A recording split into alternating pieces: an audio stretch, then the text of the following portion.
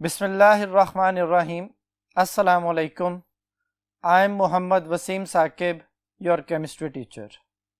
बेटा आज हमने एनएमडी कैट का लेक्चर नंबर 3 डिस्कस करना है, तो आइए चलते हैं बोर्ड की तरफ।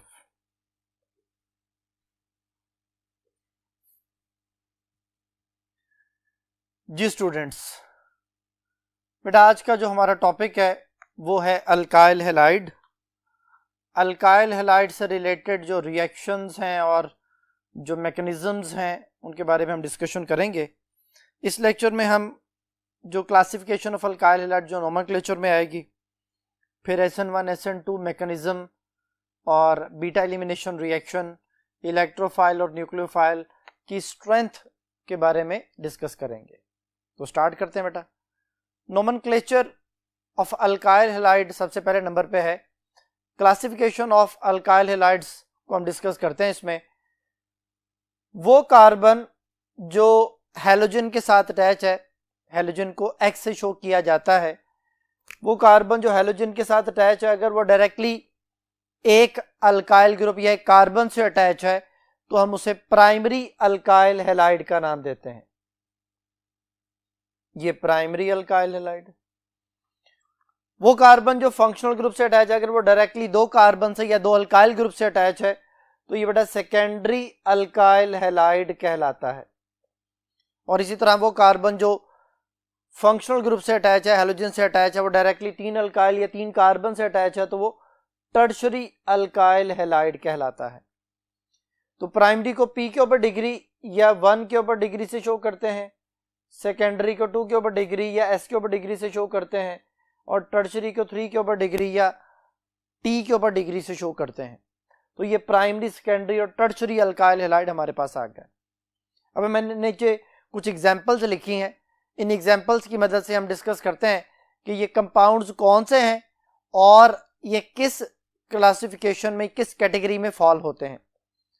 तो देखें जी, ये बेटा 4 कार्बन है। 4 कार्बन में सेकंड कार्बन पर क्लोरीन अटैच है। इस कंपाउंड का नेम है secondary butyl chloride. Second carbon से सेकेंडरी, या आप ये कह लें कि जिस कार्बन से फंक्शनल ग्रुप अटैच है, क्लोरीन अटैच है, वो डायरेक्टली दो कार्बन से अटैच है, तो ये सेकेंडरी कार्बन के साथ हैलोजन अटैच है, तो सेकेंडरी जो है वो हमारे पास अल्काइल हैलाइड है, इसलिए उसका नाम सेकेंडरी ब्यूटाइल क्लोराइड है। तो secondary butyl chloride secondary alkyl halide की एक एग्जांपल आ गई बेटा हमारे पास। इसी तरह यहां पे देखें, ये टोटल 4 कार्बन है और इसमें जो है ना वो पहले कार्बन के साथ क्लोरीन अटैच है। इस कंपाउंड का अपना नेम है आइसोब्यूटाइल क्लोराइड। ये बेटा इसका कॉमन नेम है, जो मैंने पहले बताया वो भी कॉमन है, ये भी कॉमन है, लेकिन इसकी कैटेगरी कौन सी है क्लासिफिकेशन के लिहाज से जो ऊपर लिखी हुई है। ये कार्बन जिसके साथ फंक्शनल ग्रुप अटैच है वो अल्फा कार्बन है, अल्फा के साथ डायरेक्टली एक बीटा कार्बन है, so it is an example of primary alkyl halide. इसी तरह से नीचे यहां पे देखें, ये जो कंपाउंड है जिसमें कार्बन के साथ 3 मिथाइल हैं और ब्रोमीन अटैच है, इस कंपाउंड का नेम है tertiary butyl bromide.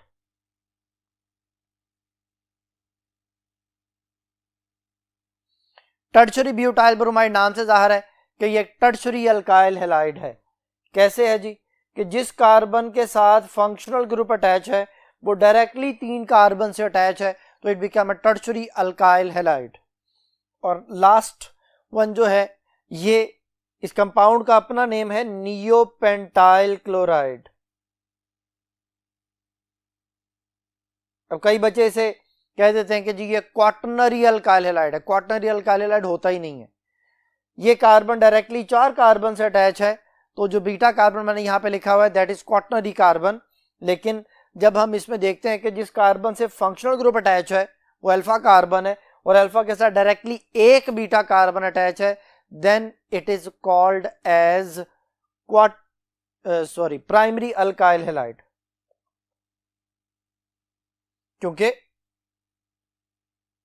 Alpha carbon के साथ एक बीटा कार्बन अटैच है, that's why it is primary alkyl halide. तो बेटा ये 3 कैटेगरीज की एग्जांपल आ गई, इनके अपने नेम भी मैंने बता दिए। ये सेकेंडरी ब्यूटाइल क्लोराइड है, इसका आईयूपीएसी नेम है 2-क्लोरोब्यूटेन। इसका आईयूपीएसी नेम जो है वो 1-क्लोरो-2-मिथाइल प्रोपेन। इसका IUPAC name two bromo two methyl propane, longest chain में 3 कार्बन की वजह से। इसमें भी लॉन्गेस्ट चेन में 3 कार्बन है, 1 पे क्लोरो है और 2,2-डाइमिथाइल है, 1-क्लोरो-2,2-डाइमिथाइल प्रोपेन। ये इनके आईयूपीएसी नेम भी साथ मैंने बता दिए, और primary secondary tertiary alkyl halide के हिसाब से भी इसको हमने डिस्कस कर लिया। अब जो नेक्स्ट हमारे पास कुछ एमसीक्यूज हैं इसकी नोमेनक्लेचर से रिलेटेड, उन एमसीक्यूज को हम डिस्कस करते हैं। जी बेटा जी, पहला एमसीक्यू बेटा आपके सामने है, कहते हैं consider the following structural formula of alkyl halide. Alkyl halide का स्ट्रक्चरल फार्मूला देखें, इसमें आप देखें जी लॉन्गेस्ट चेन में कितने कार्बन है, तो एक CH3 से दूसरे CH3 तक टोटल 5 कार्बन है, और सेकंड पे ब्रोमीन अटैच है, तो ये 2-ब्रोमो बन जाएगा। अब उसमें 2 मिथाइल भी अटैच है बेटा, तो 2 पे ब्रोमो, क्योंकि हमने ब्रोमीन को प्रेफर करना है, मिथाइल ग्रुप भी अटैच है, ब्रोमीन भी अटैच है, तो प्रेफरेंस हैलोजन ग्रुप को है, अल्काइल ग्रुप की प्रेफरेंस बाद में है, तो 2-ब्रोमो बन गया, और 3 और 4 डाइमिथाइल बन जाएगा, तो ये 3,4 डाइमिथाइल। तो पहले ब्रोमो, चूंकि बी से स्टार्ट हो रहा है तो वो पहले लिखा जाएगा, तो 2-ब्रोमो 3,4 डाइमिथाइल पेंटेन। तो बेटा यहाँ पे देखिए पहली ऑप्शन है 2,3 डाइमिथाइल, गलत हो गया, नाम लिखे गलत हुआ है, ब्रोमो पहले आना था। फिर बीटा ऑप्शन है 2-ब्रोमो और फिर लिखा है 2,2 डाइमिथाइल, ये भी गलत हो गया। 2-ब्रोमो के बाद 3,4 डाइमिथाइल है, तो ये चार्ली ऑप्शन में लिखा हुआ है, और डेल्टा ऑप्शन में 3-ब्रोमो लिख दिया, वो भी गलत हो गया। तो बेटा चार्ली ऑप्शन इसका आंसर बनेगा 2-ब्रोमो 3,4 डाइमिथाइल पेंटेन। तो इस क्वेश्चन का आंसर है चार्ली ऑप्शन। ये बड़ा नेक्स्ट क्वेश्चन है, consider the following structure of halothane. Halothane का बड़ा स्ट्रक्चर दिया है उसने, the correct name of the halothane according to the IUPAC is. ये बेटा हम इसके ऑप्शंस को बाद में डिस्कस करेंगे, पहले मैंने स्ट्रक्चर को लिख लिया है, हम इसके आईयूपीएसी नेम को बनाते हैं। ये बेटा अगर किसी कंपाउंड में एक से ज्यादा हेलोजेन्स आ जाएं तो फिर आप उसको कैसे प्रेफर करेंगे, किसको स्मॉलर नंबर किसको लार्जर नंबर प्रोवाइड करना है। तो बेटा अगर एक से ज्यादा हेलोजेन्स आ रहे हो तो जो अल्फाबेटिकली बाद में आता है उसका स्मॉलर नंबर होगा। जैसे फ्लोरीन F से शुरू होता है, क्लोरीन C से शुरू होता है, ब्रोमीन B से शुरू होता है, तो अब अल्फाबेटिकली फ्लोरीन सबसे बाद में आ रहा है, तो फ्लोरीन वाले कार्बन का नंबर 1 हो जाएगा और दूसरे कार्बन का नंबर 2 हो जाएगा। अब फ्लोरीन का तो नंबर 1 हो गया, लेकिन जब आपने इसका नेम लिखना है तो फिर अगेन अल्फाबेटिकल ऑर्डर, यानी सबसे पहले आप उसे लिखेंगे जो अल्फाबेटिकली सबसे पहले आता है। तो ब्रोमो B से शुरू होता है, 2 पे ब्रोमो है बेटा, 2 कार्बन पे ही क्लोरो है, तो 2 क्लोरो बन गया।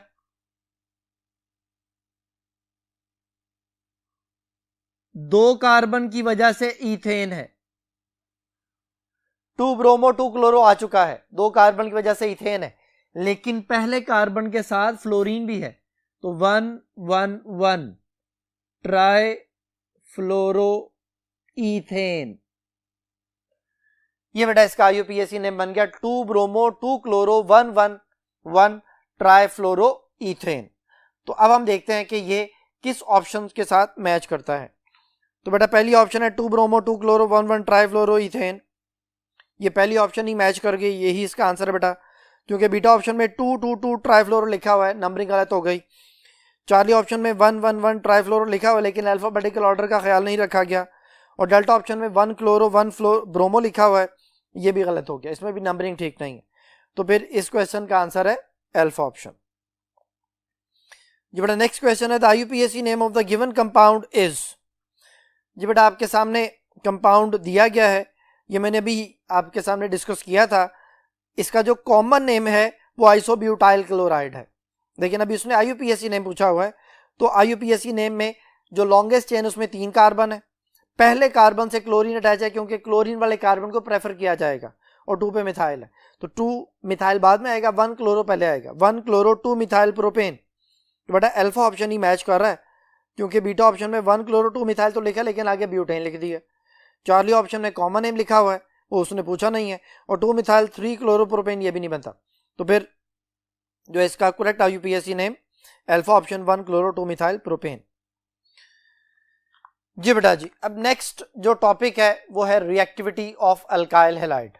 अल्काइल हैलाइड्स कितने रिएक्टिव हैं, इसके लिए हमारे पास दो कैटेगरीज हैं जिनकी बेस पे हमने डिसाइड करना है। पहली जो कैटेगरी है वो है बॉन्ड एनर्जी, बॉन्ड स्ट्रेंथ आप उसे कह लें, और दूसरे नंबर पे बॉन्ड पोलैरिटी के बॉन्ड्स पे कितने ज्यादा पोल्स मौजूद हैं। तो सबसे पहले बॉन्ड एनर्जी के बारे में डिस्कशन करते हैं। The minimum energy required to break the bond, वो जितने बॉन्ड्स एक मोल में किसी कंपाउंड के मौजूद हैं उन सबको ब्रेक करने के लिए जितनी अमाउंट ऑफ एनर्जी रिक्वायर्ड है that is called bond energy. Bond energy की डेफिनेशन आ गई बेटा। सबसे ज्यादा बॉन्ड एनर्जी जो है वो 467 कार्बन फ्लोरीन के बॉन्ड के लिए होती है। दूसरे नंबर पे कार्बन हाइड्रोजन है, वो 413 होती है, यहां मेंशन नहीं की। तीसरे नंबर पे कार्बन क्लोरीन आ जाता है, फिर कार्बन ब्रोमीन आ जाता है, फिर कार्बन आयोडीन आ जाता है। मैंने उनकी वैल्यूज लिखी हुई हैं। कार्बन फ्लोरीन की 467 है, कार्बन क्लोरीन की 346 है, कार्बन ब्रोमीन की 290 है, और कार्बन आयोडीन की 228 है। अब यहाँ पे शो हो रहा है कि सबसे कम बॉन्ड एनर्जी कार्बन आयोडीन की है, तो इसका मतलब क्या हुआ कि वो सबसे ज्यादा रिएक्टिव है, क्योंकि ये एक रिलेशन है बॉन्ड एनर्जी का और रिएक्टिविटी का। जितनी बॉन्ड एनर्जी कम होगी उतनी ज्यादा रिएक्टिविटी होगी, क्योंकि अल्काइल हैलाइड ने तब तक रिएक्शन नहीं करना जब तक पहले वाले बॉन्ड नहीं टूटेंगे। अब पहले वाले बॉन्ड में सबसे वीक बॉन्ड किसका, कार्बन आयोडीन का, तो कार्बन आयोडीन जल्दी बॉन्ड टूटेगा, जल्दी रिएक्शन कर लेगा, तो it should be most reactive. तो फिर ऑर्डर हमारे पास ये बना कि अल्काइल आयोडाइड सबसे ज्यादा रिएक्टिव, फिर अल्काइल ब्रोमाइड, फिर alkyl chloride, then alkyl fluoride. तो ये एक ऑर्डर ऑफ रिएक्टिविटी बेटा हमारे पास आ गया। इसकी बेस पे हमने कह दिया कि जी अल्काइल आयोडाइड सबसे ज्यादा रिएक्टिव है। लेकिन फिर बॉन्ड पोलैरिटी की बेस पे हम डिस्कशन करते हैं। बॉन्ड पोलैरिटी में बेटा कार्बन फ्लोरीन जो बॉन्ड पोलैरिटी किस बेस पे डिसाइड होती है, इलेक्ट्रोनेगेटिविटी के डिफरेंस पे। फ्लोरीन का इलेक्ट्रोनेगेटिविटी सबसे ज्यादा पीरियोडिक टेबल में 4.0 और कार्बन 2.5, डिफरेंस इनमें 1.5 का आ रहा है। यहां पे कार्बन क्लोरीन में क्लोरीन 3.0, कार्बन 2.5, 0.5 का डिफरेंस है। कार्बन और ब्रोमीन में 2.8, ब्रोमीन की इलेक्ट्रोनेगेटिविटी और कार्बन की 2.5, डिफरेंस 0.3 का रह गया। और कार्बन आयोडीन में कोई डिफरेंस नहीं है क्योंकि दोनों की इलेक्ट्रोनेगेटिविटी सेम होती है 2.5। अब यहां पर सबसे ज्यादा डिफरेंस जो है वो कार्बन फ्लोरीन के बॉन्ड में है, यानी सबसे ज्यादा पोल्स जो है वो कार्बन फ्लोरीन के बॉन्ड में आ जाएंगे। तो इसका मतलब ये हुआ कि according to the definition of electronegativity, definition क्या है कि the power of an atom to attract shared pair of electron toward itself. Fluorine अपनी तरफ इलेक्ट्रॉन छीन लेगा कार्बन से, कार्बन से इलेक्ट्रॉन छीनने की वजह से फ्लोरीन के ऊपर नेगेटिव चार्ज आ जाएगा ज्यादा और कार्बन पे पॉजिटिव। कार्बन फ्लोरीन का बॉन्ड ज्यादा पोलर होने की वजह से ज्यादा रिएक्टिव होना चाहिए। और उसके बाद क्लोरीन का, फिर कार्बन ब्रोमीन का, देन कार्बन आयोडीन का। तो सबसे ज्यादा रिएक्टिव अल्काइल फ्लोराइड को होना चाहिए था। अब अगर पहले ऑर्डर को देखा जाए और दूसरे ऑर्डर को देखा जाए तो दोनों में डिफरेंस ये है कि बिल्कुल उलट है। यहाँ अल्काइल आयोडाइड सबसे ज्यादा रिएक्टिव है, यहाँ पे अल्काइल फ्लोराइड सबसे ज्यादा रिएक्टिव है। अब दोनों में चूंकि रिएक्टिविटी का फर्क बिल्कुल उलट हो गया है, तो अब हम किसको डिसाइड जो है वो करें कि कौन सा वाला ऑर्डर ठीक है। तो बेटा हमें ये पता चलता है एक्सपेरिमेंट्स से जो हमें एनर्जी मिलती है या जो वैल्यूज आती हैं वो हमेशा जो है ना वो एग्जैक्ट होती हैं। ये जो इलेक्ट्रोनेगेटिविटी की वैल्यूज हैं ये थ्योरेटिकल वैल्यूज हैं। तो थ्योरेटिकल वैल्यूज की बेस पे अल्काइल फ्लोराइड को रिएक्टिव होना चाहिए था, लेकिन उसका तो बॉन्ड इतना स्टेबल है, उसका बॉन्ड स्टेबल है जिस वजह से वो जल्दी रिएक्शन नहीं करता। तो फिर इस वाली जो ऑर्डर को जो कि बॉन्ड एनर्जी की बेस पे है हम उसे ठीक मानेंगे। इसका मतलब ये हुआ कि अल्काइल आयोडाइड वाला जो सबसे रिएक्टिव ऑर्डर वाला जो ऑर्डर हमने लिखा हुआ है वो सब ज्यादा बेहतर है as compare to alkyl fluoride के। तो अब डिसाइड हो चुका है कि अल्काइल आयोडाइड ज्यादा रिएक्टिव है। अब इससे रिलेटेड कुछ एमसीक्यूज है बेटा, तो देखें जी। पहला एमसीक्यू है बेटा, experiment have shown that the strength of the carbon halogen bond is the main factor which decides the reactivity of the alkyl halide। जो बात मैंने भी बोली कि एक्सपेरिमेंट्स हमें बता देते हैं कि कौन ज्यादा रिएक्टिव होगा, तो अल्काइल आयोडाइड ज्यादा रिएक्टिव है बेटा। which of the following alkyl halide is least reactive, कहता लीस्ट रिएक्टिव कौन सा है, तो RF सबसे पहले है, फिर RBr दूसरी ऑप्शन है, RCl तीसरी ऑप्शन है और RI चौथी ऑप्शन है बेटा। तो इस बेस पे अल्काइल फ्लोराइड लीस्ट रिएक्टिव है, जो मैंने अभी आपको ऑर्डर समझाया था। ये बेटा अब नेक्स्ट टॉपिक को डिस्कस करने के लिए हम नेक्स्ट बोर्ड की तरफ चलते हैं। जी स्टूडेंट्स, बेटा नेक्स्ट टॉपिक जो है वो है nucleophilic substitution reaction. Nucleophilic substitution reaction अपने नाम से जाहिर है कि किसी भी मॉलिक्यूल के अंदर यहाँ पहले से एक न्यूक्लियोफाइल मौजूद होगा, एक न्यूक्लियोफाइल आके अटैक करेगा, पहले वाले न्यूक्लियोफाइल को रिमूव कर देगा, खुद उसकी जगह पे आ जाएगा। तो हम इसे कहते हैं रिप्लेसमेंट रिएक्शन, कि एक न्यूक्लियोफाइल ने दूसरे न्यूक्लियोफाइल को रिप्लेस कर दिया है, और केमिस्ट्री में से सब्स्टिट्यूशन भी कहा जाता है। तो एक न्यूक्लियोफाइल दूसरे न्यूक्लियोफाइल को रिप्लेस कर रहा है, सब्स्टिट्यूट कर रहा है, न्यूक्लियोफिलिक सब्स्टिट्यूशन रिएक्शन। अब बेटा इसकी दो टाइप्स हैं। पहले नंबर पे जो हमारे पास है वो है SN2 और दूसरे नंबर पे है SN1। SN2, S for substitution, N for nucleophile, 2 for bimolecular, दो मॉलिक्यूल वाला, bi mean 2, molecular mean molecule वाला, दो मॉलिक्यूल वाला रिएक्शन। पहले मैं रिएक्शन समझाऊंगा, फिर उससे रिलेटेड हम पॉइंट्स को डिस्कस करेंगे। जो सबसे इंपॉर्टेंट बात है वो ये है कि न्यूक्लियोफाइल इलेक्ट्रोफाइल क्या होता है। हर positive charge carrier species electrophile होती है, हर नेगेटिव चार्ज स्पीशी जो है वो न्यूक्लियोफाइल होती है। लेकिन यहाँ पे एक बात काबिल गौर है, metal is not electrophile. Metal पे पॉजिटिव चार्ज होता है, वो इलेक्ट्रोफाइल नहीं होता। तो हर पॉजिटिव चार्ज कैरियर यानी non metal positive charge career जो है वो इलेक्ट्रोफाइल, और हर नेगेटिव चार्ज कैरियर न्यूक्लियोफाइल। तो बेटा ये रिएक्शन है हमारे पास। यहाँ पे मैंने CH3Cl मिथाइल क्लोराइड को एक्सपैंड करके उसके सारे बॉन्ड्स को लहदा लिख लिया है। क्लोरीन की बेटा इलेक्ट्रोनेगेटिविटी अभी आपको वैल्यू बताई थी, क्लोरीन 3.0, कार्बन 2.5। डिफरेंस है क्लोरीन पे पार्शियल नेगेटिव और कार्बन पे पार्शियल पॉजिटिव। अब मैंने भी बोला नेगेटिव चार्ज कैरियर न्यूक्लियोफाइल है, तो यहां पे क्लोरीन ऑलरेडी प्रेजेंट न्यूक्लियोफाइल है। कार्बन पे पॉजिटिव है तो कार्बन इलेक्ट्रोफाइल है, E पॉजिटिव से शो किया जाएगा। अब ये एक हमारे पास कंपाउंड आ गया, मॉलिक्यूल आ गया, अल्काइल हैलाइड आ गया। न्यूक्लियोफाइल अटैक करना चाह रहा है, न्यूक्लियोफाइल है OH। OH अटैक करना चाहता है किस पे? कार्बन पे। ये जब सामने से अटैक करना चाहता है, क्या मतलब जी सामने से? जिधर पहले से न्यूक्लियोफाइल मौजूद है, क्लोरीन मौजूद है, तो ये वाला न्यूक्लियोफाइल आने वाले न्यूक्लियोफाइल को रिपेल करेगा, यानी इधर से OH अटैक नहीं कर सकता कार्बन पे। OH ऑपोजिट साइड पे आया, जिधर क्लोरीन नहीं है उधर से अटैक करना है बेटा। OH जब कार्बन पे अटैक करेगा तो क्या होगा, कार्बन क्लोरीन का जो बॉन्ड पहले से बना हुआ था वो टूटना शुरू हो जाएगा और OH के साथ बॉन्ड बनना शुरू हो जाएगा। एक इंटरमीडिएट स्टेज डेवलप होगी। उस इंटरमीडिएट स्टेज में हमने कार्बन के साथ जो 3 हाइड्रोजन थे वो लहदा फुल बॉन्ड से शो किए हैं, लेकिन क्लोरीन के साथ जो बॉन्ड ब्रेक हो रहा है वो डॉटेड लाइन से शो किया गया है।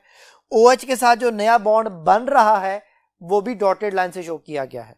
तो ये जो एक एक्टिवेटेड कॉम्प्लेक्स है, इंटरमीडिएट स्टेज है, ट्रांजिशन स्टेज भी कह सकते हैं, इसमें डॉटेड लाइन ट्रू बॉन्ड्स नहीं है। अब थोड़ी देर बाद, कुछ लम्हों के बाद, क्लोरीन के साथ बॉन्ड मुकम्मल तौर पे खत्म हो जाएगा, OH के साथ बॉन्ड बन जाएगा और ये सूरत हाल आ चुकी होगी। चूंकि OH ने इधर से अटैक किया था तो OH इधर आ जाएगा और उसकी वजह से सारे हाइड्रोजन दूसरी साइड पे चले जाएंगे, क्लोरीन सेपरेट हो गया। जो क्लोरीन यहां से सेपरेट हुआ है that is called as living group. वो छोड़ के जाने वाला न्यूक्लियोफाइल है, इसलिए लिविंग ग्रुप उसे कहा जाता है बेटा। ये था रिएक्शन। इसमें 2 मॉलिक्यूल ने हिस्सा लिया, एक न्यूक्लियोफाइल ने जो कि यहाँ पे OH है और एक अल्काइल हैलाइड ने। तो अब हम इससे रिलेटेड पॉइंट्स को डिस्कस करते हैं। सबसे पहले it is a bye molecular reaction, 2 molecule वाला रिएक्शन है, यानी न्यूक्लियोफाइल एंड अल्काइल हैलाइड।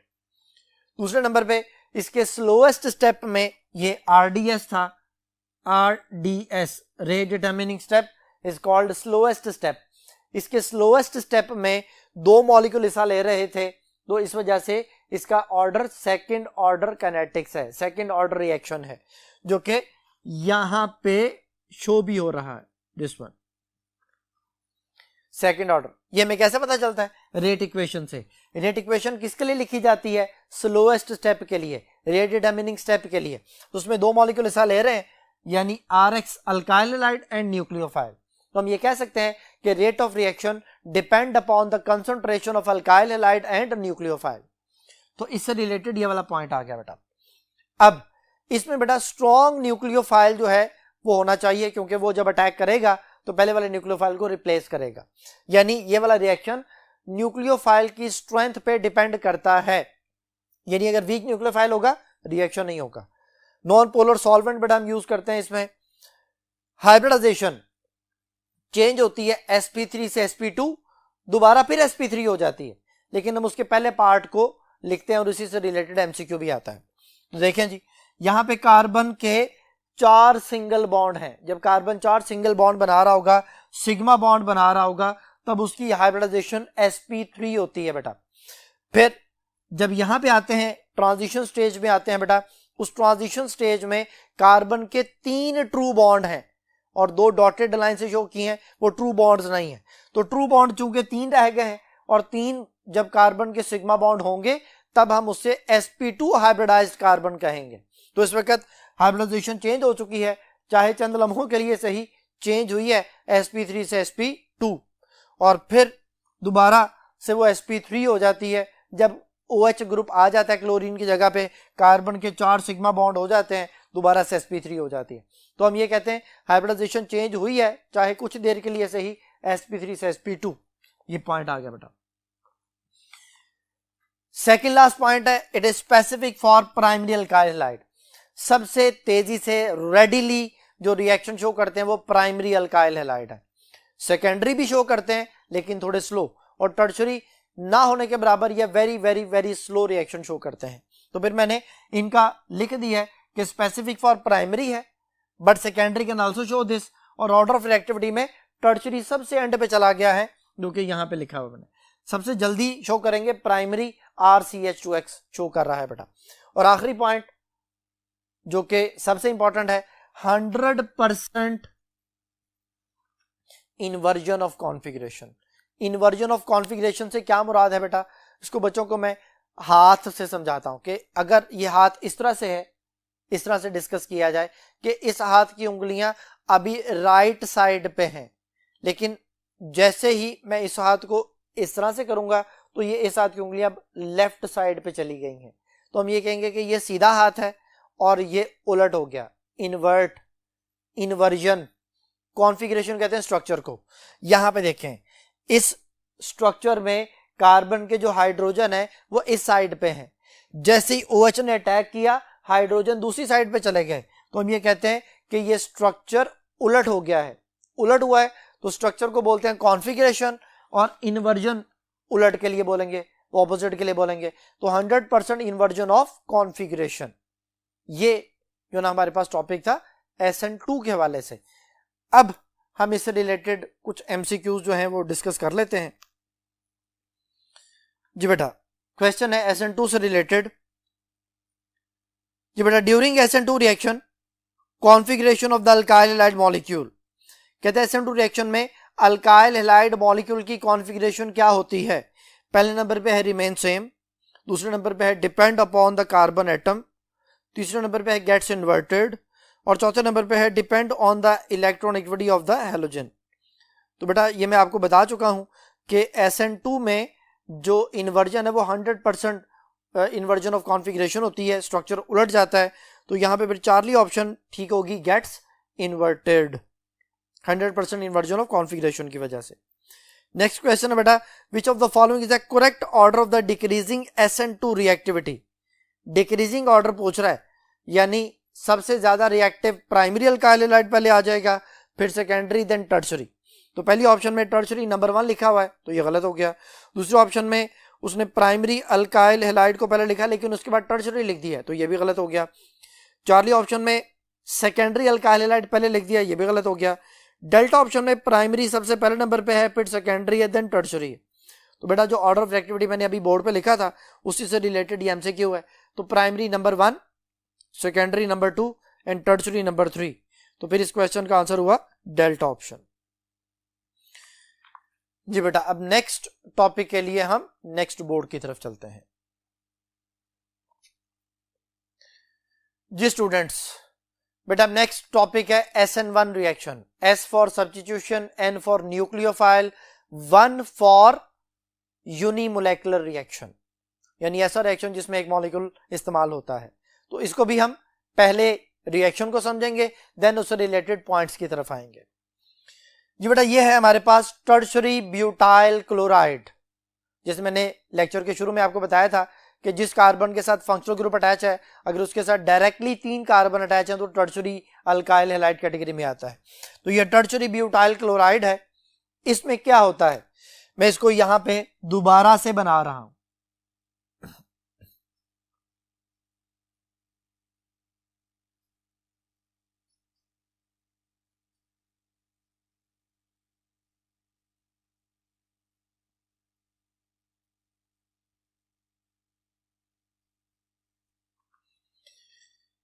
ये बड़ा मैंने टर्शरी ब्यूटाइल क्लोराइड के हर एक बॉन्ड को अलग-अलग मेंशन कर दिया, एक्सपैंड करके लिख दिया।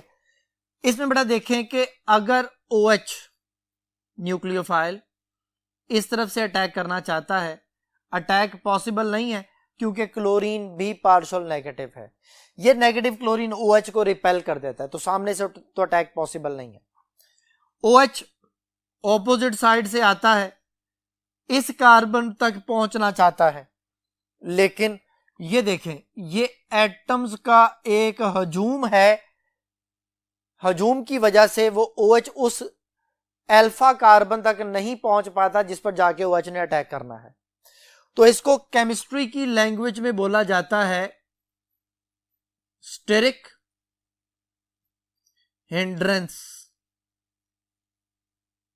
स्टेरिक का लफ्जी मतलब है क्राउड और हिंड्रेंस का मतलब है रेजिस्टेंस, के एटम्स के हजूम की वजह से, क्राउड की वजह से वो जो न्यूक्लियोफाइल है वो अल्फा कार्बन तक नहीं पहुंच पा रहा।